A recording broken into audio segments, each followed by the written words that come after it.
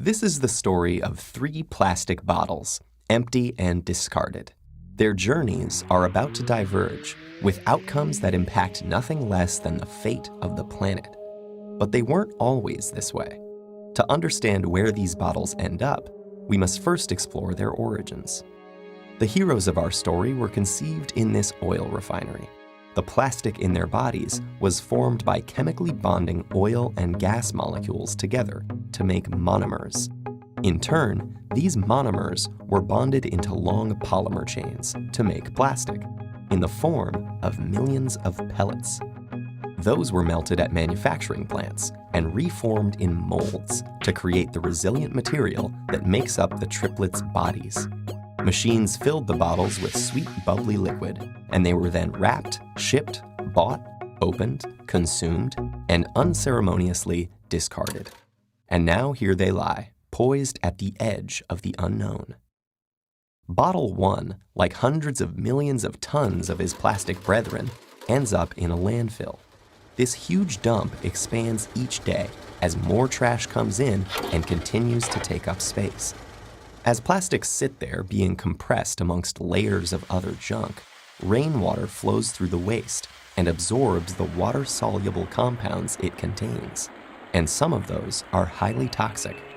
Together, they create a harmful stew called leachate, which can move into groundwater, soil, and streams, poisoning ecosystems and harming wildlife. It can take Bottle 1 an agonizing 1,000 years to decompose. Bottle 2's journey is stranger, but unfortunately no happier. He floats on a trickle that reaches a stream that flows into a river, and a river that reaches the ocean.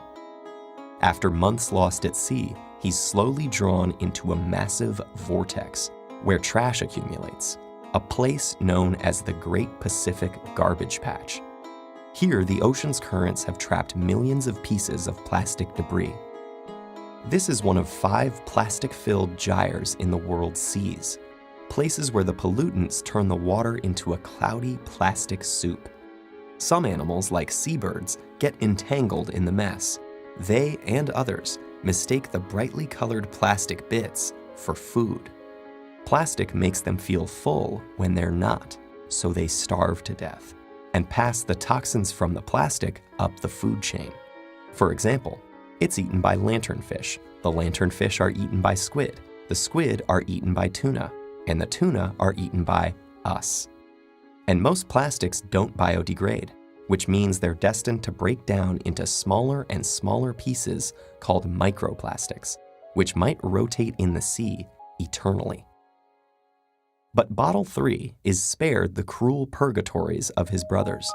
A truck brings him to a plant where he and his companions are squeezed flat and compressed into a block. Okay, this sounds pretty bad too, but hang in there. It gets better. The blocks are shredded into tiny pieces, which are washed and melted so they become the raw materials that can be used again. As if by magic, Bottle 3 is now ready to be reborn as something completely new.